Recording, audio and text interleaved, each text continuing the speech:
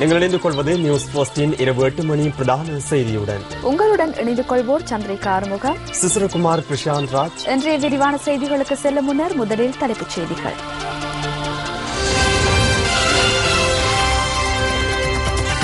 ஜனாதிபதி வேட்பாளர் ஒருவரை எதிர்க்கட்சியினால் இதுவரை பேரிட முடியாமை தொடர்பில் தாம் கவலை அடைவதாக ஜனாதிபதி தெரிவிப்பு. மிக அர சலூந்துர வகை தள்ளுகள்ல எண்ணத்தாகி தள்ளுகள்ல எண்ணத்தாகி நிபந்தனைகளுடன் பொது வேட்பாளருக்கு ஆதரவு வழங்குவோம். நந்தன குணத்திலக்க கருத்து.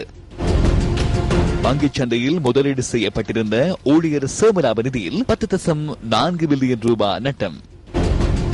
சீன நீர்மூழ்கி கப்பல் நாட்டுக்குள் பிரவேசித்தமை குறித்து பாராளுமன்ற உறுப்பினர் சஜின் பாஸ் கருத்து. லங்காවේ වරායකට ඇවිල්ලා ඒ සේවාවන් ලබාගෙන යන්න පුළුවන්. එදා චීන සබ්මරීනය SAPS 2014 விருது வழங்கும் விழாவில் கேபிட்டல் மகாராஷ்டிரா நிறுவனத்திற்கு விருது.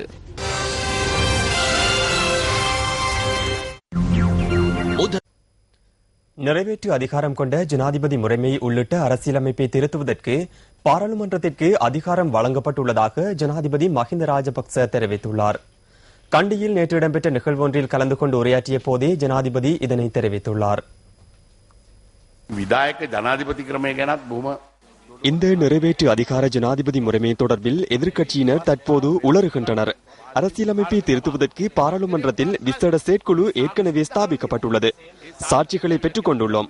அவற்றை செவிமடுத்து நிறைவேற்று அதிகாரம் கொண்ட ஜனாதிபதி முறைமையை உடனடியாக ரத்து செய்ய முடியும். எனினும் அவ்வாறு செய்தால் LTTE மீண்டும் உருவாகி நாடு பிளவுபட்டுவிடும் என சிலர் கூறுகின்றனர். நாட்டில் ஸ்திரமற்ற அரசாங்கம் ஒன்று காணப்பட்டால் நாட்டை அபிவிருத்தி செய்ய முடியாது. இவ்வாறும் சாட்சியம் அளிக்கப்பட்டுள்ளது. ஒவ்வொருவரினதும் நிலைப்பாடுகளே அவை. நான் நிறைவேற்று அதிகாரம் கொண்ட ஜனாதிபதியாக இருக்க வேண்டுமாயின் பாராளுமன்றத்தின் 3/2 பெரும்பான்மை ஆதரவுடனே அது இடம்பெற வேண்டும். இதற்கான அதிகாரத்தை பாராளுமன்றத்திற்கு வழங்கியுள்ளேன். நாட்டுக்கு சுதந்திரத்தை ஏற்படுத்துவதற்காகவே நிறைவேற்று அதிகாரத்தை நான் பயன்படுத்தினேன். தேசிய பாதுகாப்பு, நாட்டின் பொருளாதாரம், சர்வதேச அழுத்தங்கள் போன்ற விடயங்களுக்காகவே நிறைவேற்று அதிகாரத்தை நான் பயன்படுத்தினேன். அரசியலமைப்பை சஞ்சிகைகளை போன்று மாதத்திற்கு மாதம் மாற்றினால் வருடத்திற்கு ஒவ்வொரு சஞ்சிகையாகவே அது காணப்படும். அது அரசியலமைப்பாகாது. அவசர சட்டமூலம் ஒன்றின் மூலம் நிறைவேற்றிக் கொள்ளவே இவர்கள் எதிர்பார்க்கின்றனர். அவ்வாறு செய்ய முடியாது. நாட்டை நகைப்புக்குரியதாக்க முடியாது.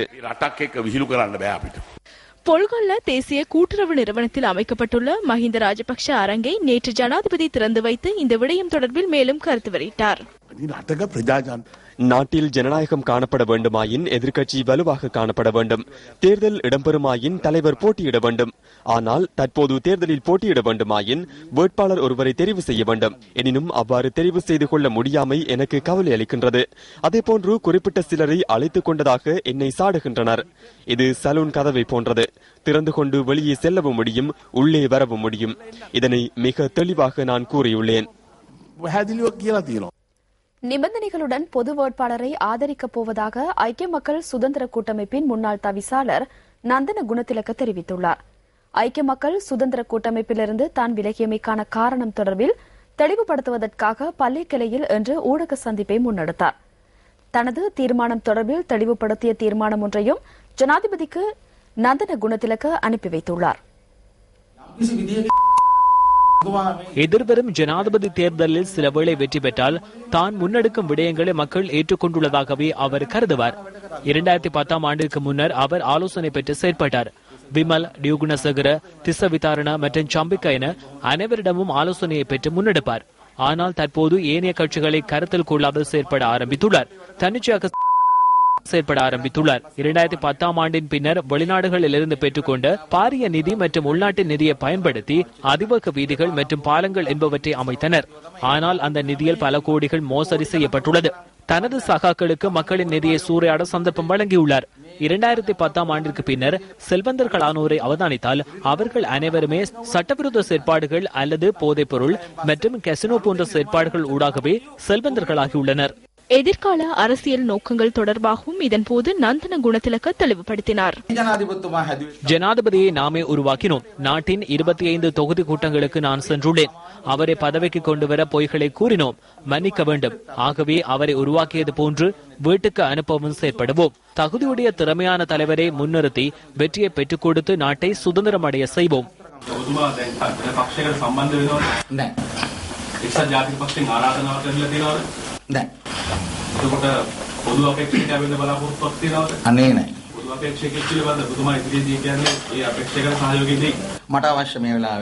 நிறைவேற்று அதிகாரம் கொண்ட ஜனாதிபதி முறைமை மற்றும் தேர்தல் முறைமைகளை மாற்றுவதே தேவையாக உள்ளது.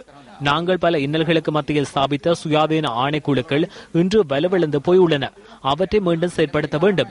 இவற்றை நிறைவேற்றுவதற்கு ஒருவர் இணக்கம் தெரிவித்து கட்சி பேதமின்றி ஒருவர் போட்டியிடுவாராயின் அது சிறந்த விடயமாகும். නෑ දැන් තියෙනවනේ ඔබතුමාලා කවුරුත් දන්න රටත් දන්න ලෝකෙත් දන්න අපේක්ෂක ගණනාවක් ඉන්නවනේ. තව කල් තියෙනවා මේකට දැම්ම අමුඩ. தான் கவலையுடன் உள்ளதாக கிரிந்திவெல பகுதியில் இடம்பெற்ற நிகழ்வொன்றில் கலந்து கொண்ட பொதுமக்கள் விவகாரம் மற்றும் மக்கள் தொடர்பாடல் அமைச்சர் மோவின் சில்வா தெரிவித்தார். ககுலின் ඇද්දා ඊර්ෂ්‍යාකාරෝ හිටියා. பொறாமையினால் காலை இழுத்தனர். ஒரு வருடமும் சில மாதங்களும் கரணியில் ஒதுங்கியிருந்தேன். ஆகவே நான் கம்பஹா மற்றும் கரணிக்கு சேவையாற்ற வேண்டிய சந்தர்ப்பத்தில் என் கால்களால் மாத்திரமல்ல முழு உடம்பையும் இழுத்தனர். நான் இப்போது ஒரு பாத்திரத்துக்குள் இருந்து வேலை செய்கிறேன். வெளியே வர முடியாது.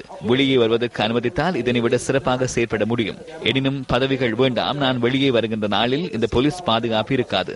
எனக்கு அது தெரியும். இவற்றை எதிர்கொள்ள நான் தயாராக இருக்கிறேன். நான் பெலியத்தவில் இருந்து வரும்போது எனக்கு பாதுகாப்பு இல்லை. கிராமத்தில் இருந்த காலத்தில் பாதுகாப்புக்காக எவரும் இருக்கவில்லை. நண்பர்கள் இருந்தனர். CWவில் தொழில் புரிகின்ற காலத்தில் பாதுகாப்புக்கு யாரும் இருக்கவில்லை. நண்பர்கள் இருந்தார்கள். இன்னும் சிறிது காலம் பார்த்துவிட்டு எந்த பாதுகாப்புமின்றி எனது பாதுகாப்பை உங்களிடம் வழங்கிவிட்டு வீதிக்கு இறங்கும் நிலையும் ஏற்படலாம். ஒரு அங்குல நிலைமேனுமற்ற விவசாய அமைச்சர் தான் என சிறு ஏற்றுமதி பயிர் அபிவிருத்தி அமைச்சர் ரெஜினோல் குரே தெரிவிக்கின்றார். மாத்தறையில் இன்று இடம்பெற்ற நிகழ்வொன்றில் கலந்து கொண்டு உரையாற்றிய போதே அவர் இதனை குறிப்பிட்டார். මම කෘෂිකර්ම ඇමතිවරයෙකුට බින් අංගලක් නැති කෘෂිකර්ම ඇමතිවරයා. நான் விவசாய அமைச்சர் என்ற போதிலும் ஒரு அங்குல நிலைமேனும் அற்ற விவசாய அமைச்சரே நான். காணிகள், நீர்ப்பாசனம் மற்றும் விவசாயம் ஆகியவற்றை உள்ளடக்கியவரே அப்போதைய விவசாய அமைச்சராக இருந்தார். இந்த மூன்றும் ஒன்றாக இருந்தால் மாத்திரமே விவசாய அமைச்சர் என்று கூறுவார்கள். எனினும் அவற்றில் சிறு ஏற்றுமதி பயிர் மாத்திரமே என்னிடம் இருக்கின்றது. பயிற்சிகளுக்காக வெள்ளையர்கள் பகிர்ந்ததை போன்று நிலங்களை பகிர்வதற்கு என்னிடம் காணிகள் இல்லை. அதனால் காணிகள் இருப்பவர்களுக்கு நிவாரண உதவிகள் மற்றும் ஆலோசனைகளை மாத்திரமே எம்மால் வழங்க முடியும் என்பதனை உங்களுக்கு கூறிக்கொள்ள வேண்டும். கொஸ்லந்தை மீரியபெத்த பகுதியில் மண் சரிவு அபாயம் காரணமாக இடம்பெயர்ந்தவர்கள் தொடர்ந்தும் தற்காலிக இடங்களில் தங்க வைக்கப்பட்டுள்ளனர். குறித்த பகுதி வசிப்பதற்கு பாதுகாப்பானதா என்பது தொடர்பில் தேசிய கட்டிட ஆய்வு நிறுவனத்தின் அறிக்கை கிடைத்ததன் பின்னர் அடுத்த கட்ட நடவடிக்கைகளை எடுக்க உள்ளதாக மத்திய படையணிகள் கட்டளை தளபதி மேஜர் ஜெனரல் மனோ பெரேரா தெரிவித்தார். கொஸ்லந்த மீரியபெத்த பகுதியில் நேற்று மீண்டும் மண்சரிவு அபாயம் ஏற்பட்ட நிலையில் குறித்த பகுதியை சேர்ந்த மக்கள் அங்கிருந்து வெளியேற்றப்பட்டனர். மீரியபெத்த பகுதியில் இருந்து வெளியேற்றப்பட்ட மக்கள் தமது உடைமைகளை இன்று வேறு இடங்களை நோக்கி எடுத்து சென்றதாக எமது செய்தியாளர் குறிப்பிட்டார். கொஸ்லாந்த தமிழ் ஸ்ரீ கணேச மகாவித்தியாலயத்தில் இருந்தோம். திரும்ப திடீர்னு போங்க அப்படின்ட்டாங்க. முந்தா நாள் 12ஆம் தேதி நாங்க திடீர்னு எங்களுக்கு ஏழாவது திரும்ப போய் லயத்துல இருக்கலாம்னு சொன்ன வரைக்கும் அவங்க அப்பையும் ஆமியால ஏஜியாலையும் எங்களோட சண்டையெல்லாம் பிடிச்சி நீங்க போங்க அப்படின்ட்டாங்க. அங்க போயிட்டு இருந்ததுக்கு சொல்றாங்க இன்னும் பிச்சைக்காரன் இங்க அவங்க சொல்றாங்க நீங்க இங்க வந்து இப்படி சாப்பிடுறதுக்கு பிச்சை எடுத்து சாப்பிடலாம் அப்படின்னு கூட எங்களை சொன்னாங்க. இப்ப முந்தா நாளுக்கு எங்களை எல்லாம் வலையில வீடுங்களுக்கு அனுப்பி விட்டாங்க. வீட்டுக்கு அனுப்பி விட்டு நேற்று பகலாகிறப்ப மருக வெடிப்பு வந்துருச்சுன்னு சொல்லி மருக கொஸ்லாந்த சேர்ச்சிக்கு விரட்டினாங்க. அங்க இருந்து இடம் போவான்னு சொல்லி மருக நாங்க இருந்த அகதியா இருந்த அந்த கொஸ்லாந்த தமிழ் மாதத்தியாளுக்கு மருக அனுப்பிட்டாங்க. ஸ்கூல்ல இருக்கப்ப எங்களை வந்து மண் பரிசோதனை செய்யப்பட்டது கொஸ்லாந்த பிரதேசம் சொல்லி அனுப்புனாங்க. மேல அதுவும் பலாத்துக்கிழமை தான் அனுப்புனாங்க. நாங்களும் சின்ன பிள்ளைங்களை தூக்கிட்டு அங்க உறுப்புகளை கட்டிக்கிட்டு வீடு வாசல் கரண்ட் இல்ல, அன்னைக்கு தண்ணி இல்ல, அதோட நாங்க வந்து வீட்டுல தங்கியிருந்தோம். ஆனா அங்க தங்க முடியல. வீட்டுல இருட்டுல நாங்க கோயில் வந்து தங்கியிருந்தோம். அது 4 இருக்கு 4 இதுக்குள்ள அந்த சிலிப் போன தண்ணியை பனி திருப்பி விட்டுருக்காங்க. லயமெல்லாம் தண்ணி. நாங்க நேரத்துல அந்த மழை நேரத்துல பார்த்துக்கிட்டு இருந்தோம் வாசல்ல தண்ணி உள்ளு வரப்போதான்னு. அதனால ஆக்கெல்லாம் ஓடுறப்ப நாங்க வந்து உளுந்து பிள்ளைங்களை தூக்கிட்டு போறோம். கொஸ்லாந்து சிலிப் போன 29ஆம் தேதி சிலிப் போனுச்சு. அதுல இருந்து தோட்டத்துல யாருக்குமே வேலை இல்ல. இப்ப இத்தனை நாள்ல வேலை இல்லாம தான் இருக்கும். அடுத்த மாசம் சாப்பிடுறதுக்கு என்னன்ட்டு ஸ்கூல்ல இருக்க நேரம் 3 நாளைக்கு சாப்பிடுறதுக்கு சாமான் கொடுத்து வீட்டுக்கு அனுப்பியிருக்காங்க. அடுத்த மாசம் நாங்க என்ன சாப்பிட போறோம்? இந்த மாசம் கூட நாங்க வேலை செஞ்சு சந்தா பணம் 150 ரூபா கொடுத்துருக்கோம். வெடிப்பு வந்திருக்கு. எங்களுக்கு பிள்ளைகளை எல்லாம் தூக்கிட்டு எங்கிட்டு போறது வாரதுன்னு தெரியல. எங்களுக்கு பாதுகாப்பா ஒரு இடம் ஒண்ணு வேணும். இந்த மாசம் 10ஆம் தேதி கூட நாங்க வேலை இல்லாட்டியும் சந்தா பணம் எல்லாம் கொடுக்கிறோம். மீரியபெத்த பகுதியில் மீண்டும் மண்சரிவு அபாயம் ஏற்பட்ட நிலையில் அந்த பகுதி மக்கள் கொஸ்லந்த கணேஷா தமிழ் வித்தியாலயத்தில் தங்க வைக்கப்பட்டதாக மத்திய படையணிகள் கட்டளை தளபதி மேஜர் ஜெனரல் மனோ பெரேரா தெரிவித்தார். 136 குடும்பங்களைச் சேர்ந்த 487 பேர் தற்காலிக இடங்களில் தங்க வைக்கப்பட்டுள்ளனர். தற்காலிக இடங்களில் தங்க வைக்கப்பட்டுள்ளவர்களுக்கான நிவாரண உதவிகள் உரிய முறையில் வழங்கப்படுவதாகவும் மத்திய படையணிகள் கட்டளை தளபதி மேஜர் ஜெனரல் மனோ பெரேரா மேலும் தெரிவித்தார். இதேவேளை மண்சரிவு அபாயம் ஏற்பட்டுள்ள மீரியபெத்த பகுதியில் தொடர்ந்தும் ஆய்வுகள் முன்னெடுக்கப்பட்டு வருவதாக தேசிய கட்டட ஆய்வு நிறுவனத்தின் மண்சரிவு ஆய்வு பிரிவின் தலைவர் RMS பண்டார குறிப்பிட்டார். ஆய்வுகளின் நிறைவில் அறிக்கை பெற்றுக் கொள்ளப்பட்டு அடுத்த கட்ட நடவடிக்கை தொடர்பில் தீர்மானிக்கப்படும் என அவர் மேலும் சுட்டிக்காட்டினார். இதேவேளை மண்சரிவு அபாயத்தினால் இடம்பெயர்ந்து தற்காலிக இடங்களில் தங்கியுள்ளவர்களுக்கு நிவாரண உதவிகள் உரிய முறையில் வழங்கப்படுவதாக இடர் முகாமைத்துவ நிலையத்தின் பிரதிபலிப்பாளர் பிரதீப் கொடிப்பிலி தெரிவித்தார். எனினும் தற்காலிக இடங்களில் தங்க வைக்கப்பட்டுள்ள தாம் பல்வேறு அசௌகரியங்களை எதிர்நோக்குவதாக மண்சரிவினால் இடம்பெயர்ந்த மக்கள் தெரிவிக்கின்றனர். MPR ரிப்போர்ட்ல செக் பண்ணி கொஸ்லாந்தோட்டை இனிமேல் போகாது அப்படின்னு சொல்லியிருந்தாங்க. ஆனா திரும்பக்கா அங்கே நாங்கள் போயிட்டு நேற்று பில்லருக்கு போயிட்டு தான் ஒரு ஆள் கண்டிருக்காரு. ஆனால் காங்காட்டி அதுவும் தெரிஞ்சுக்காது எங்களுக்கு. நைட்டோட போயிருந்தா கூட நைட்டு எல்லாம் சரி எல்லாம் செத்துருப்போம். ஆனால் எங்களுக்கு ஏன் அப்படியே பொய் சொல்லி இப்படி அனுப்புனாங்க. எங்களை ஊருக்கு அனுப்புறதா இருந்தாலும் இந்த ஸ்கூலுக்கு மேலே ஃபுல்லாகவும் செக் பண்ணி MPR ரிப்போர்ட் எங்களுக்கு காமிச்சா தான் நாங்கள் போவோம் இந்த இடத்த விட்டு. திங்கக்கிழமை ஸ்கூலில் பாடம் கொடுக்கணும்னு சொல்லியிருக்கிறாங்க. இப்போ நாங்கள் திங்கக்கிழமை பாடம் கொடுத்தா நாங்கள் எங்கே போயிட்டு இருக்குது இவ்வளோ அகதியாக வந்து நாங்கள் மாட்டிகிட்டு இருக்கோம். 9 பேர் சின்ன சின்ன பிள்ளைகளாக இருக்குது. ஒரு அவசரமாக கூட யாரும் கூப்பிட்டா கூட விளங்காது. அப்படி ஒரு ஆபத்தான இடத்துல தான் நாங்கள் இருக்கிறோம். 2 பக்கத்து பெரிய ஆறுதான் இருக்குது. ஒரு வெடிப்பு போயிருக்கு. இவங்க பூமி ஆராய்ச்சி பண்ணுன்னு சொன்னாங்க. எதை வச்சு அவங்க சொன்னாங்க, எதை வச்சு எங்களை அனுப்புனாங்க, எப்படி ஆராய்ச்சி பண்ணியிருப்பாங்க? நாங்க வசதி செஞ்சு தரோம், தண்ணி வசதி செஞ்சு தரோம், நீங்க போங்கன்னு சொன்னாங்க. அப்ப எல்லாரும் போயிட்டு எங்களை விரட்டக்குள்ள எங்களுக்கு போகாம இருக்கவும் இயலாது. அதுக்கு நாங்க பயந்துகிட்டு போயிட்டு புள்ள குட்டிங்களை இருட்டுல வச்சுக்கிட்டு தண்ணி இல்லாம ஒன்றும் இல்லாம பெரிய அவசரப்பட்டு நாங்க போயிட்டு திரும்ப மேட்டலயத்துல போய் தண்ணி தூக்கிட்டு வந்து ஆக்கி சாப்பிட்டு எங்க பிள்ளைங்க எல்லாம் கொண்டு போயிட்டு நாங்க கோயில்ல படுக்க வச்சுக்கிட்டு தரணும். மண்சரிவு அபாயம் காரணமாக மலையகத்தின் பல்வேறு பகுதிகளில் மக்கள் தற்காலிக முகாம்களில் தொடர்ந்தும் தங்க வைக்கப்பட்டுள்ளனர். தற்காலிக முகாம்களில் தங்கியுள்ளவர்களுக்கு போதிய அளவு நிவாரணங்கள் கிடைக்கின்ற போதிலும் தமது நாளாந்த செயற்பாடுகளை செவ்வனே நிறைவேற்றுவதில் பாரிய சிக்கல் நிலை தோன்றியுள்ளதாக மக்கள் தெரிவிக்கின்றனர். நுவரெலியா மாவட்டத்துக்குட்பட்ட மஸ்கெலியா காட்மோர் தோட்ட மக்கள் கடந்த ஒரு வாரமாக தற்காலிக முகாம்களில் தங்கியுள்ளதாக குறிப்பிடுகின்றனர். தற்காலிக முகாம்களில் சுகாதார சீர்கேடுகளுடன் நாளாந்த தேவைகளை உரிய முறையில் மேற்கொள்வதற்கு முடியாத இக்கட்டான சூழ்நிலைக்கு தாம் தள்ளப்பட்டுள்ளதாகவும் மஸ்கெலியா காட்மோர் தோட்ட மக்கள் நியூஸ் ஃபர்ஸ்டுக்கு கூறியுள்ளனர். கிடைச்சிடும். எங்க போயிட்டு விற்கிறதுன்னு எனக்கு தெரியல. பிள்ளைங்களை வச்சுட்டு எங்க போயிட்டு விற்கிறதுன்னு தெரியல. எங்களுக்கு இடம் ஒன்று கொடுத்துருக்கு. அதுவும் காட்டு பகுதியில தான் எங்களுக்கு கொடுத்துருக்குது. அதுலயும் தண்ணி வருது, பெரிய மலைகள்லாம் இருக்குது. அதனால ஏற்கனவே எங்களுக்கு இதுக்கு முன்னுக்கு கட்டி கொடுத்த வீடு ஒரு தன்மையான இடத்துல தான் கட்டி கொடுத்துருக்காங்க. பிள்ளைகளுக்கு ரொம்ப பாதிப்பா இருக்கு. ஏன்னா அந்த பிள்ளைங்க படிக்க இல்லாது காலையில எழுந்துச்சு ஸ்கூல் போறதுக்கு ரெடியாக இல்லை. நாங்களும் வேற ஸ்கூல்ல படிக்கிறதுல எங்களாலும் ரெடியாகி போக இல்லை. உடம்பு இருக்கும். சின்ன சின்ன பிள்ளைங்க அதுங்க சொன்னா கேட்கணும். அதுங்க சட்டையெல்லாம் போடுது. நாங்கள் சரியான வீடு வாசல் இல்லாமல் நாங்கள் சரியான சிரமப்படுறோம். 50 கூடாரம் கொடுத்தாங்க. 50 கூடாரத்தில் 25 கூடாரம் எல்லாம் உடஞ்சி விழுந்துருச்சு. மஸ்கெலியா காட்மோர் தோட்ட மக்கள் தற்காலிக முகாமாக காட்மோர் தமிழ் வித்தியாலயத்தை பயன்படுத்துவதால் பாடசாலையின் கல்வி செயற்பாடுகளை முன்னெடுப்பதில் பாரிய சிக்கல் ஏற்பட்டுள்ளதாக ஆசிரியர்கள் தெரிவிக்கின்றனர். மஸ்கெலியா காட்மோர் தோட்ட மக்கள் எதிர்நோக்கியுள்ள இன்னல்கள் தொடர்பில் நுவரெலியா மாவட்ட செயலாளருடன் நியூஸ் ஃபர்ஸ்ட் தொடர்பினை ஏற்படுத்தியது.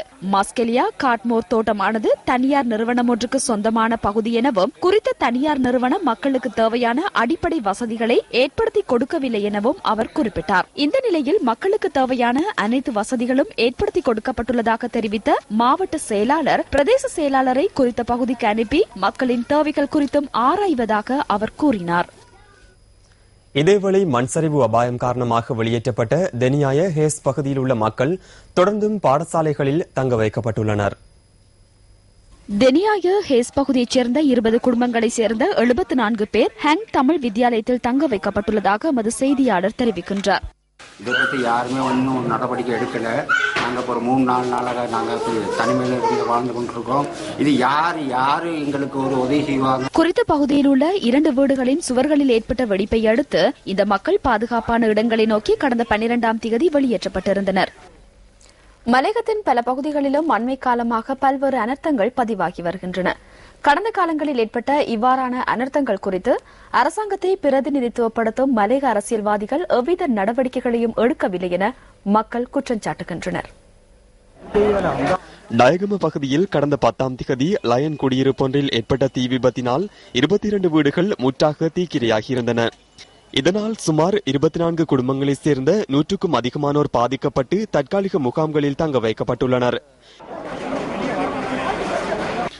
நோர்வுட் மகநிலுவ தோட்டத்தில் பரவிய தீயினால் 10 தோட்ட குடியிருப்புகள் சேதமடைந்தன. நோர்வுட் சென்ட் ஜோன் டிலரி தோட்ட குடியிருப்பில் ஏற்பட்ட தீ விபத்தில் 12 லயன் வீடுகள் சேதமடைந்தன. கடந்த காலங்களில் பதிவான இவ்வாறான அனர்த்தங்கள் மற்றும் சம்பவங்கள் குறித்து மலையகத்தில் உள்ள மக்கள் வெளியிடும் கருத்துக்களே இவை. திகாம்பரம் சொல்லியிருக்கிறாரு, குடும்ப அரசியலை ஒழிக்கிறேன்னு சொல்லி அவருடைய மாமாவையும் அவருடைய அண்ணியும் தான் அரசியலுக்கு கொண்டு வந்திருக்கிறாரு.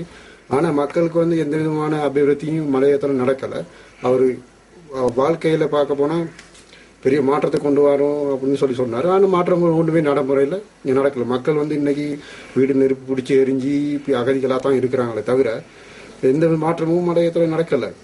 ஒரு ஜனாதிபதி உதவி செஞ்சிருக்காருன்னு சொன்னா, சேவை செஞ்சிருக்காருன்னு சொன்னா திகம்பரத்துக்கு உதவி செஞ்சிருக்காரு போல. ஆனா மலையகத்துக்கு எந்த விதமான உதவியும் இங்க நடைமுறையில நடக்கல. இப்படி ஏற்கனவே செஞ்ச அமைச்சர்மார்கள் பல பேர் வீட்டுக்கு போயிருக்கிறாங்க. அதே மாதிரி இவரும் வீட்டுக்கு போக வேண்டிய நிலைமை வரும் போல. எதிர்கால தேர்தல் காலத்துல உண்மையை சொல்லி உண்மையை வேலை செய்ய சொல்லி நாங்க பொதுமக்களாக நாங்க கேட்கிறோம். மலையகத்துக்கு என்னதான் செஞ்சிருக்கிறாரு? அப்படி செஞ்சிருந்தாக்க மலையகத்தில் உள்ள பாடசாலைகள் தான் பாலடைஞ்சிருக்குமா? மற்றது கல்வி நடவடிக்கைலாம் பின்தங்கி இருக்குமா? மற்றது லயன் அறைகள் இன்னமும் அதே 180-200 வருட காலமா அதே லயன் அறைகளை தான் வாழ்ந்துகிட்டு இருக்கிறோம். அது சிறிதளவேனும் ஒன்றும் ஒரு மாற்றம் நடக்கல. மாற்றம் அடைஞ்சிருக்கு அப்படின்னு சொல்லியிருந்தா இந்த லயன் அறைகள், எரிஞ்ச வீடுகள், மற்றது மண்சரிவு பாதிக்கப்பட்டவங்க, முகாமில் இருக்கிறவங்க, இப்படியெல்லாம் பாதிக்கப்பட்டவங்க நிலையெல்லாம் மாறி இருக்கும். ஆனால் இது வரைக்கும் அதெல்லாம் ஒன்றும் செய்யலை. ஆனால் எந்த ஒரு சேவையும் செய்யாமல் அப்படி சும்மா சொல்றதுல ஒன்றும் அர்த்தம் கிடையாது. 2014ஆம் ஆண்டுக்கான அரச இசை விருது விழாவில் சக்தி தொலைக்காட்சி விருதொன்றை வெற்றி கொண்டுள்ளது. சிறந்த திரை ஒளியாக்கம் மற்றும் இயக்கத்துக்கான விருது சக்தி தொலைக்காட்சிக்கு கிடைத்துள்ளது. சக்தியின் படைப்புகளில் ஒன்றான உயிரே இசைத்தொகுப்பின் என் வானவில் பாடலுக்கே இந்த விருது வழங்கப்பட்டுள்ளமை குறிப்பிடத்தக்கது. யாழ்ப்பாணத்தில் மூடப்பட்ட ஐஸ்கிரீம் கடைகளில் 38 கடைகளுக்கு இதுவரை அனுமதி வழங்கப்பட்டுள்ளதாக யாழ் பிராந்திய சுகாதார சேவைகள் பணிப்பாளர் டாக்டர் ஆர் கேதீஸ்வரன் தெரிவித்தார். எனினும் 21 ஐஸ்கிரீம் கடைகளை திறப்பதற்கான அனுமதியினை வழங்குவதற்கான நடவடிக்கைகள் முன்னெடுக்கப்பட்டு வருவதாக அவர் நியூஸ் ஃபர்ஸ்டுக்கு குறிப்பிட்டார். ஐஸ்கிரீம் கடைகள் மூடப்பட்டுள்ளதால் தாம் பல்வேறு அசௌகரியங்களை எதிர்நோக்கி வருவதாக உரிமையாளர்கள் தெரிவிக்கின்றனர். தற்போது இந்த பிஹெச் அந்த குடிநீர்ல பிரச்சனை என்று சொல்லி திடீரென்று மூடப்பட்டிருக்கு இந்த கம்பெனி. இதால் எங்கள் தொழிலாளர்கள் நாங்கள் பெரும் பாதிப்புக்குள்ளாயிருக்கிறோம். நிறைய முதலீடு செய்து இதை நாங்கள் கட்ட முடியாத சூழ்நிலைக்கு இருக்கு. இப்போ 1 மாத காலமாக கம்பெனி மூடப்பட்டிருக்குது. நிறைய முதலீடுகள் போட்டு லோனுகள் லீசிங் என்று சொல்லி நாங்கள் நிறைய முதலீடு இதுக்கு போட்டிருக்கிறோம். அழுத்தங்களுக்கு அடிபணியாமல் யாழ் பிராந்திய சுகாதார சேவைகள் பணிமனையின் அறிவுறுத்தல்களுக்கு அமைய தமது ஐஸ்கிரீம் கடைகளை திருத்தி வருவதாக ஐஸ்கிரீம் நிலைய உரிமையாளர்கள் தெரிவிக்கின்றனர். இயங்கக்கூடிய நிலையில் நல்ல நிலையில் இருந்த கம்பெனிகளை நிறுவனங்களை உடனடியாக இயக்குவதற்குரிய அனுமதியை பிராந்திய சுகாதார பணிமனையால் வழங்கப்பட்டிருக்கின்றது. அவர்களுடைய அறிவுறுத்தலுக்கு அமைய அந்த திருத்த வேலை மேற்கொள்வதற்காக கட்டடங்கள் இடிக்கப்பட்ட கம்பெனிகள் இப்போது தங்களுடைய வேலை திட்டங்கள், அதாவது நிலத்திற்கு மாவுள் கட்டுதல் மற்றும் சுவர்களுக்கு மாவுள் அமைத்தல் மற்றும் கழிவகற்றும் பொறிமுறை, உற்பத்தி அறை, களஞ்சிய அறை மற்றும் மூலப்பொருள் உற்பத்தி களஞ்சிய அறை போன்ற அறைகளை தனித்தனியே அமைத்துக் கொண்டிருக்கிறார்கள். எதிர்காலத்தில் மக்களுக்கு பூரணமாக ஒரு நல்ல ஒரு தரமான உற்பத்தியை வழங்குவதற்கான நடவடிக்கைகளை நாங்கள் யாருடைய அழுத்தத்துக்கும் அடிபணியாது எங்களுடைய மக்களுடைய நலனிலும் மக்களுடைய அந்த ஆரோக்கியத்திலும் நாங்கள் அக்கறையாக இருக்கின்றோம். யாழ் குடாநாட்டில் உள்ள ஐஸ்கிரீம் கடைகள் மூடப்பட்டமையால் உள்ளூர் உற்பத்தியாளர்கள் பெரிதும் பாதிக்கப்பட்டுள்ளதாக பல்வேறு தரப்பினரும் கருத்து தெரிவிக்கின்றனர். யாழ்ப்பாணத்தின் வியாபாரங்களில் முக்கிய இடம் பிடித்திருக்கின்ற இந்த ஐஸ்கிரீம் வியாபாரம் இன்று ஒட்டுமொத்தமாக நசுக்கப்பட்டிருக்கின்றது. இதனால் இந்த யாழ்ப்பாணத்தில் இருக்கின்ற ஐஸ்கிரீம் வர்த்தகர்கள் மற்றும் அதனை நம்பியிருக்கின்ற தொழிலாளர்கள் பெரும்பாலும் அவர்களுடைய சார்ந்த குடும்பங்களும் பாதிக்கப்பட்டிருக்கின்றன.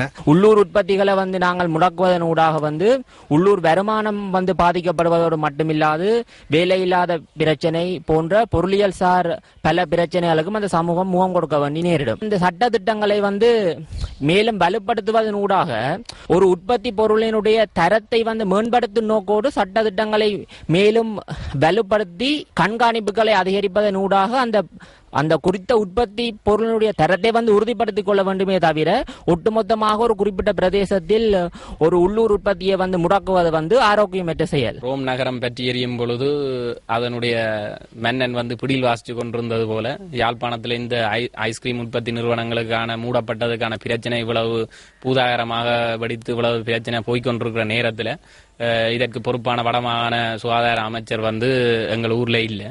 அவர் வெளியூர்ல இருக்கிறதாக ஊடகங்கள் வாயிலாக நாங்கள் அறியக்கூடியதாக இருக்கிறது.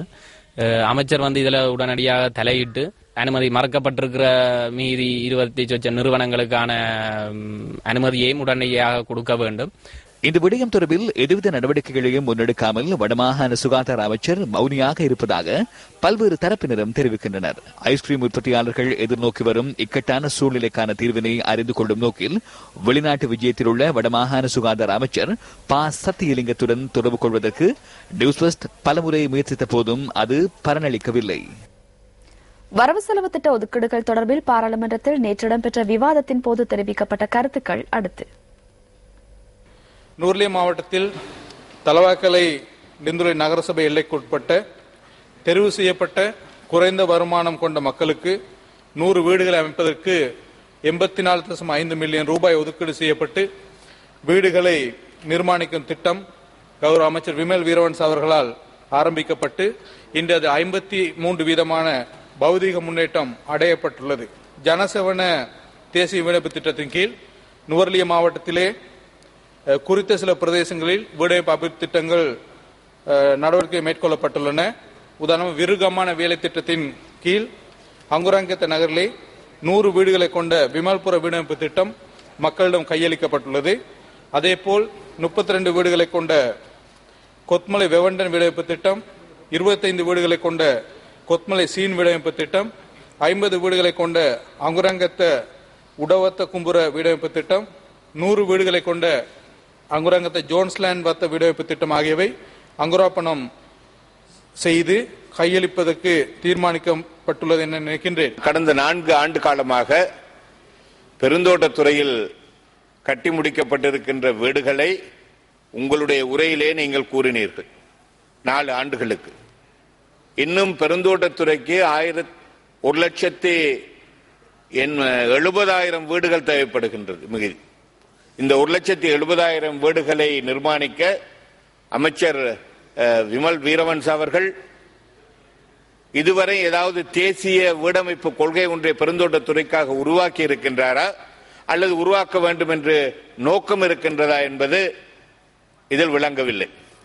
பெருந்தோட்டத்துறையை ஒதுக்கி வைத்துவிட்டு இந்த வீடமைப்பை பற்றி பேச முடியாது. ஏனெனில் வீட்டுரிமை அற்றவர்களாக இருக்கின்ற மக்கள் அவர்கள் எப்பொழுதுமே இனவாத புழுகு மூட்டைகளை அவித்துவிட்டு இனவாதத்தினூடாக இந்த அரசை தக்க வைத்துக் கொள்வதிலே மிகவும் தீவிரமாக செயல்படுகின்ற இந்த அமைச்சர் அவர்கள் இந்த புழுகு மூட்டைகளை ஒரு பக்கம் கட்டி வைத்துவிட்டு இல்லாதவர்களுக்கு வீடற்றவர்களுக்கு வீட்டுரிமை பெற்றுக் கொடுக்க முனைய வேண்டும். கொழும்பு நகரிலே பலகை வீடுகளிலும் டாய்லெட் வசதிகள் இல்லாமல் மலசலக்கூட வசதிகள் இல்லாமல் வாழ்ந்து வந்த அந்த மக்களது நிலை இன்று தொடர்மாடி கட்டிடங்களிலே அவர்களுக்கான 2 அறைகள் கொண்ட மிகவும் வசதி வாய்ந்த தொடர்மாடி கட்டங்கள் அவர்களுக்கு வழங்கப்பட்டிருக்கின்றது. எனக்கு நன்றாக தெரியும், ஐக்கிய தேசிய கட்சி காலத்திலே மறைந்த ரணசிங்க பிரேமதாசா அவர்கள் இந்த தொடர்மாடி வீடு திட்டங்களை கொண்டு வந்தாலும் கூட அன்று அவர் அந்த திட்டங்களை தனது கட்சிக்காரர்களுக்கு மட்டும்தான் ஒதுக்கி கொடுத்திருந்தார் என்பதை நாங்கள் இந்த இடத்திலே கவனித்துக் கொள்ள வேண்டும். ஆனால் இன்று எமது அரசாங்கம் கொழும்பு நகரிலே தொடர்மாடி வீடுகளை கட்டிக் கொடுக்கும் பொழுது அது யாருக்கு கொடுக்கிறேன், எந்த கட்சிக்காரர் என்று எந்த விதமான பேதமுமின்றி அனைவருக்கும் இன்று இந்த வீடுகள் வழங்கப்பட்டிருக்கின்றன. இன்று 10,000 வீடுகள் கொழும்பு நகரிலே கட்டப்பட்டு முடியும் தருவாயில் இருக்கின்றன. 2,000க்கும் அதிகமான வீடுகள் வீடுகள் உடைக்கப்பட்டவர்களுக்கு இன்று கையளிக்கப்பட்டிருக்கின்றன. கடந்த காலங்களில் எங்களுக்கு தெரியும், இலங்கையின் கல்வி முறையை எடுத்துக்கொண்டால் அது பிராக்டிக்கலுக்கு ஒப்பாகாத கல்வியாக இருந்தது. உதாரணமாக பட்டம் பெற்று அல்லது முதுமானி பட்டம் பெற்ற ஒருவர் சமூகத்துக்கு விடப்படும் பொழுது குறைந்தது அவருக்கு ஒரு வாகனத்தை ஓட்டுவதற்கு கூட தெரியாத நிலை இலங்கையின் கல்வி நிலை இருந்தது. ஆனால் அது இன்று மாற்றம் அடைந்து சமூகத்துக்கு பிரயோசனமாக ஒரு டிப்ளோமாதாரியோ அல்லது பட்டதாரியோ சமூகத்துக்கு தனது பட்டப்படிப்பை முடித்துவிட்டு வரும் பொழுது அவர் சமூகத்துக்கு பிரயோசனம் உள்ளதாக, குறைந்தபட்சம் தனது வீட்டுக்காவது பிரயோசனம் உள்ளவர்களாக இன்று இந்த கல்வி முறைமை மாற்றப்பட்டு கொண்டிருப்பது உண்மையில் வரவேற்கத்தக்கது. பொது முயற்சியாண்மைக்கான பாராளுமன்ற தெரிவுக்குழு எனப்படும் கோப் குழுவின் 2வது இடைக்கால அறிக்கை பாராளுமன்றத்தில் இன்று சமர்ப்பிக்கப்பட்டது. இந்த அறிக்கையினூடாக 3 நட்டமடைந்த நிறுவனங்கள் தொடர்பான தகவல்கள் வெளிப்படுத்தப்பட்டுள்ளன. 3 நிறுவனங்கள் நட்டமடைந்துள்ளன. ஏனைய நிறுவனங்களுக்கு வருமானத்தை பெற்றுக் கொள்வதற்கோ அல்லது லாபம் அடைவதற்கோ முடிந்துள்ளது. உங்களுடைய பரிந்துரைகள் குறித்தே நான் கவனம் செலுத்துகின்றேன். தொடர்ச்சியாக நீங்கள் அறிக்கைகளை சமர்ப்பித்த வண்ணமே இருக்கின்றீர்கள். அதே போன்று நிலையியல் கட்டளைகளில் மாற்றத்தை ஏற்படுத்தி ஊடகங்களுக்கு அதனை தெரிவிக்காமைக்கான காரணம் என்ன? வரலாற்றில் முதல் தடவையாக அமைச்சரவையினால் கோப் அறிக்கை ஆராயப்பட்டுள்ளது. தலைவர் ஒருவரையும் பொது முகாமையாளர் ஒருவரையும் பதவியில் இருந்து விலக்குவதற்கு நாம் பரிந்துரை செய்துள்ளோம். அதனை அரசாங்கம் பொறுப்பேற்றுள்ளது.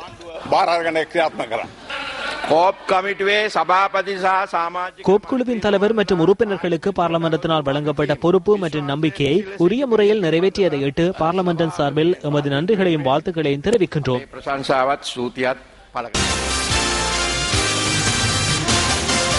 ஊழியர் சேமலாப நிதியத்தின் 2012ஆம் ஆண்டறிக்கை நேற்று பாராளுமன்றத்தில் சமர்ப்பிக்கப்பட்டது.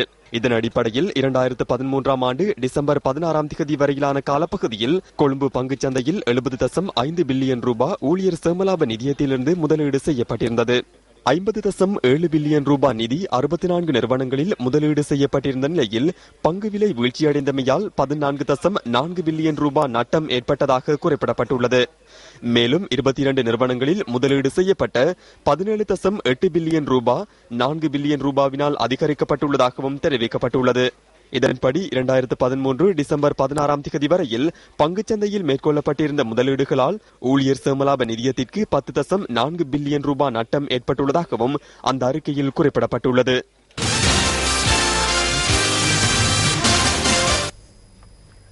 தற்போதைய சவால்மிகு உலகில் நிறுவனங்கள் முன்னோக்கி பயணிப்பதற்கு தொழில்நுட்பம் முக்கிய பங்காற்றுகின்றது. மாற்றம் மிகுந்த சந்தையில் காணப்படும் தடைகளை தகர்த்தறிவதற்காக கேபிட்டல் மகாராஜா நிறுவனம் 2012ஆம் ஆண்டு முகாமைத்துவ தொடர்பாடல் கட்டமைப்பொன்றை ஸ்தாபித்திருந்தது. தகவல் தொழில்நுட்பத்துறையில் மற்றொரு கட்டத்தினை எட்டுவதற்காக மும்பையில் நடைபெற்ற SEPS 2014 விருது விழாவிற்கு தெரிவான 20 நிறுவனங்களில் கேபிட்டல் மகாராஜா நிறுவனமும் அடங்குகின்றமை குறிப்பிடத்தக்கது. 9 மாதங்கள் என்ற குறுகிய காலப்பகுதியில் கேபிட்டல் மகாராஜா நிறுவனத்தின் 19 குழும நிறுவனங்களில் SAP தொழில்நுட்பம் ஸ்தாபிக்கப்பட்டது. மாஸ் எனப்படும் மகாராஜா ரிசோர்ஸ் கட்டமைப்பு என இதற்கு பெயரிடப்பட்டது. மும்பையில் நடைபெற்ற விருது விழாவில் 8 பிரிவுகளின் கீழ் 140 திட்டங்கள் விருதுக்காக பரிந்துரைக்கப்பட்டிருந்தன. இவற்றில் சிறந்த வள திட்டமிடலுக்கான விருது கேபிட்டல் மகாராஜா நிறுவனத்துக்கு வழங்கப்பட்டது. இந்த விருதினை கேபிட்டல் மகாராஜா நிறுவனத்தின் குழும பணிப்பாளர் ஏஷினி முதலியே பெற்றுக் கொண்டார். இதேவேளை SAP தொழில்நுட்பத்தினை அறிமுகப்படுத்திய பிரிசம் நிறுவனத்துக்கும் விருது கிடைத்துள்ளது. The Capital Maharaja Organization Limited, as you know, is one of the largest conglomerates in the country. Capital Maharaja நிறுவனம் பலதரப்பட்ட வியாபாரங்களுடன் தொடர்புபட்ட ஒரு நிறுவனம். பல்வேறு துறைகளிலும் முன்னிலையில் திகழ்கிறது.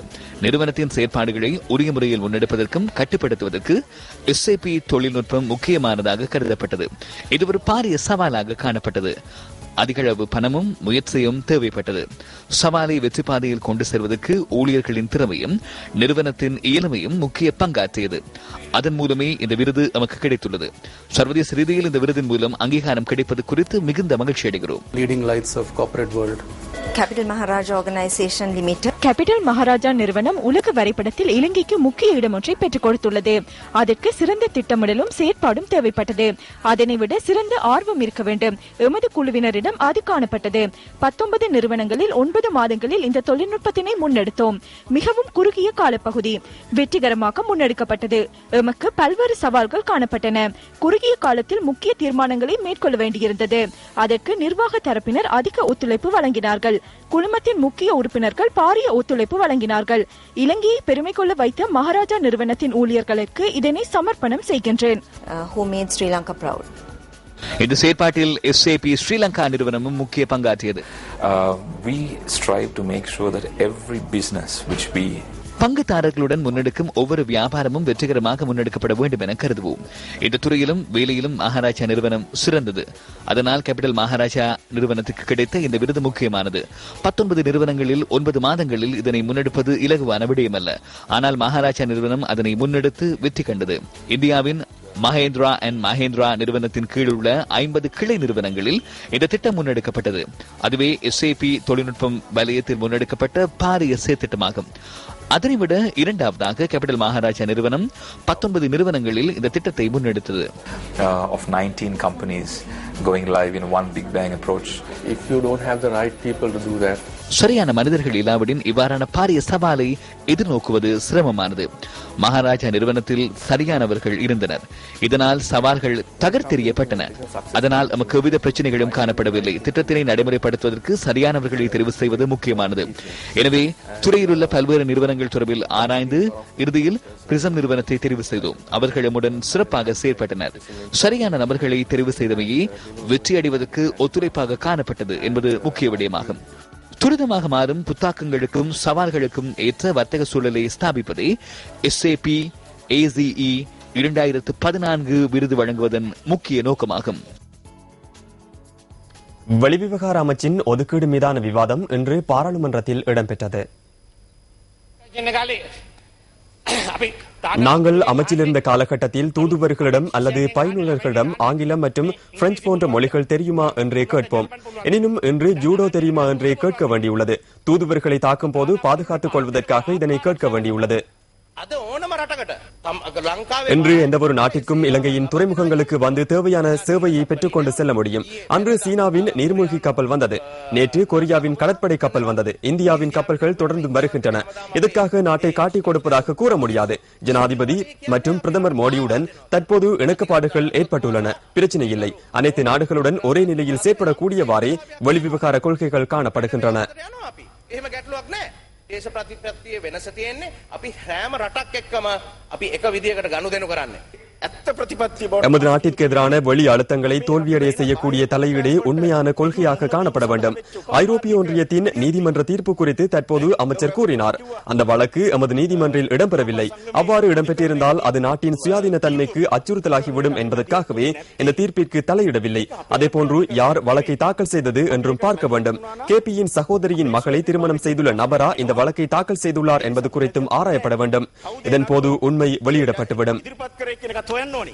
KPගේ අක්කාගේ දුව බැඳලා ඉන්න මහත්තයාද කවුද කියන එකත් හරියට හොයලා බලන්න. කවුද නඩුව දාලා තියන්නේ කියලා. අන්න එතනින් එනවා ප්‍රශ්නේ ඇත්ත මුල. ஐரோப்பிய நீதிமன்றில் விடுதலை புலிகள் மீதான தடையை நீக்குவதற்கு வழக்கு முன்னெடுக்கப்படுகையில் சட்டத்தரணியை அனுப்ப உங்களுக்கு முதுகெலும்பு இல்லை. வெளிவிவகார அமைச்சுக்கு சட்டத்தரணிகள் குழுவை அனுப்ப இயலாது போனது. வெட்கம். ஜெனீவா நிரந்தர வதிவிட பிரதிநிதியின் உத்தியோகபூர்வ இல்லம் புனரமைப்பு குறித்த பிரச்சினை. இது தொடர்பில் ஆராய்வதற்கு ஜனாதிபதியின் ஆலோசனை மற்றும் திரைசேரி செயலாளர் PB ஜெயசுந்தரவின் பணிப்பின் பேரில் கணக்காய்வை முன்னெடுக்க அங்கு விசேட குழு அனுப்பி வைக்கப்பட்டது. இந்த அறிக்கை புலிகள் தயாரித்தது அல்ல. இது அரசாங்கத்தின் அதிகாரிகளால் தயாரிக்கப்பட்ட அறிக்கையாகும்.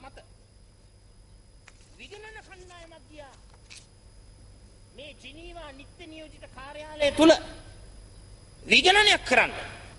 එතකොට මේක මේ කොටි හදපු වාර්තාවක් නෙමෙයි. කොටි ඩයස්පෝරාව හදපු වාර්තාවක් නෙමෙයි. පරදේශක්කාරයෝ හදපු වාර්තාවක් නෙමෙයි. අධිරාජ්‍යවාදීන් හදපු වාර්තාවක් නෙමෙයි.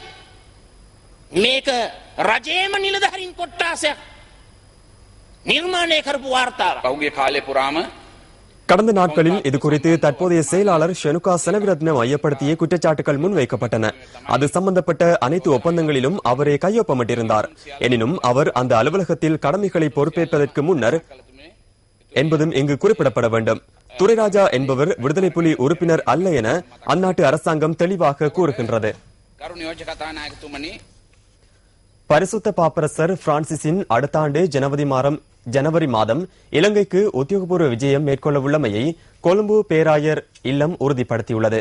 பரிசுத்த பாப்பரசர் ஜனவரி 13 இலங்கைக்கு வருகை தரவுள்ளதாக ஆயர் இல்லம் விடுத்துள்ள அறிக்கையில் தெரிவிக்கப்பட்டுள்ளது. இந்த விஜயத்தின் போது பரிசுத்த பாப்பரசர் பிரான்சிஸ் 4 நாட்கள் இலங்கையில் தங்கியிருப்பார் என தெரிவிக்கப்படுகின்றது. புனித பாப்பரசர் ஜனவரி 13 இலங்கைக்கு வருகின்றமை உறுதி செய்யப்பட்டுள்ளது. காலை 9 மணிக்கு கொழும்பு கட்டுநாயக்க சர்வதேச விமான நிலையத்தில் பிரசன்னமாகிறார். பின்னர் அவரை வரவேற்பதற்கான நிகழ்வுகள் ஏற்பாடு செய்யப்பட்டுள்ளன. மாலை 5 மணி அளவில் அலரி மாளிகையில் ஜனாதிபதியை சந்தித்து கலந்துரையாடுகின்றார். பண்டாரநாயக்க சர்வதேச மாநாட்டு மண்டபத்தில் அன்றைய தினம் மாலை 6:15 அளவில் சர்வமத தலைவர்களை சந்திக்கின்றார். 14 புதன்கிழமை காலை 8:30 அளவில் காலிமுகத்திடலில் நடைபெறுகின்ற ஆராதனைகளில் கலந்து கொள்கிறார். பின்னர் சர்வதேச கிரிக்கெட் பேரவையின் தலைவர் எஸ் ஸ்ரீனிவாசன் IPL போட்டிகளில் ஊழல் மோசடிகளில் தொடர்பு பட்டிருப்பதாக இந்திய உச்சநீதிமன்றம் இன்று பகிரங்கப்படுத்தியது. முகுல் அறிக்கையை அடிப்படையாக கொண்டு இந்த அறிவிப்பு விடுக்கப்பட்டுள்ளது. என் ஸ்ரீனிவாசன் இந்திய கிரிக்கெட் கட்டுப்பாட்டு சபையின் தலைவர் பதவியிலிருந்து நீக்கப்பட்டவர் என்பது குறிப்பிடத்தக்கது. IPL போட்டிகளின் ஊழல் மோசடி விவகாரம் தொடர்பாக ஆராய்ந்து பார்ப்பதற்காக நியமிக்கப்பட்ட முட்கல் குழுவின் அறிக்கையை இந்திய உச்சநீதிமன்றம் இன்று மீண்டும் விசாரணைக்கு எடுத்துக் கொண்டது. அந்த விசாரணையில் IPL ஊழல் மோசடியுடன் தொடர்புடைய 4 பேரின் பெயர்கள் வெளியிடப்பட்டுள்ளது. சர்வதேச கிரிக்கெட் பேரவையின் தலைவர் என் ஸ்ரீனிவாசன், அவரது மருமகனான குருநாத் மெய்யப்பன், ராஜஸ்தான் ராயல்ஸ் அணியின் இணை உரிமையாளர் ராஜ் குந்த்ரா மற்றும் IPL போட்டிகளின் முன்னாள் பிரதம நிறைவேற்று அதிகாரி சுந்தர் ராமன் ஆகியோரே அந்த 4 எதிர்வரும் 24 நீதிமன்றத்தில் ஆஜராகும்படி சம்பந்தப்பட்ட 4 இந்திய உச்சநீதிமன்றம் இன்று அழைப்பாணை விடுத்தது. IPL ஊழல் மோசடி விவகாரத்துடன் வீரர்களும் சம்பந்தப்பட்டுள்ள போதிலும் அவர்களின் பெயர்களை தற்போதைக்கு வெளியிடப் போவதில்லை என்றும் இந்திய உச்சநீதிமன்றம் தெரிவித்துள்ளது. கிரிக்கெட் என்பது சீமான்களின் விளையாட்டு. அந்த தன்மையை பாதுகாத்துக் கொள்ள கடந்த காலங்களில் பலர் ஒத்துழைப்புடன் தியாகபூர்வமாக செயற்பட்டனர். இவ்வாறானதொரு சூழ்நிலையில் ICCயின் தலைவராக உள்ள ஸ்ரீனிவாசன் ஊழல் மோசடிகளுடன் தொடர்பு பட்டுள்ளதாக வெளிவந்த தகவலானது பாரிய விடயம் என்று நான் கருதுகின்றேன். விசேடமாக ICCயின் தலைவர் பதவி என்பது முழு உலகமும் அவதானிக்கும் சிரேஷ்ட பதவியாகும். இவ்வாறானதொரு பதவிக்கு ஊழல் மோசடிகளுடன் தொடர்புள்ளவர்கள் நியமிக்கப்படுகின்றமை கிரிக்கெட்டின் எதிர்காலத்திற்கு பாரிய சவாலான விடயமாகும். இவ்வாறானவர்கள் கிரிக்கெட்டின் கௌரவத்தை எவ்வாறு பாதுகாப்பார்கள்? அதற்கான அங்கீகாரம் என்ன? இது மிக சோகமான காணொலியுடன் இன்றைய எமது பிரதான செய்தி அறிக்கையை நாங்கள் நிறைவு செய்கின்றோம். தலவாக்கலை லிந்துல பகுதியில் வீடொன்றை நிர்மாணிப்பதற்கு மண்ணை வெட்டிய சந்தர்ப்பத்தில் ஒருவர் அனர்த்தத்தை எதிர்நோக்கியுள்ளார். மிகுந்த பிரயத்தனத்தின் மத்தியில் அவர் பாதுகாப்பான முறையில் மீட்கப்பட்டுள்ளார். அது தொடர்பான விரிவான தகவல்களை எமது 10:45 பிரதான செய்தியில் எதிர்பாருங்கள். வணக்கம்.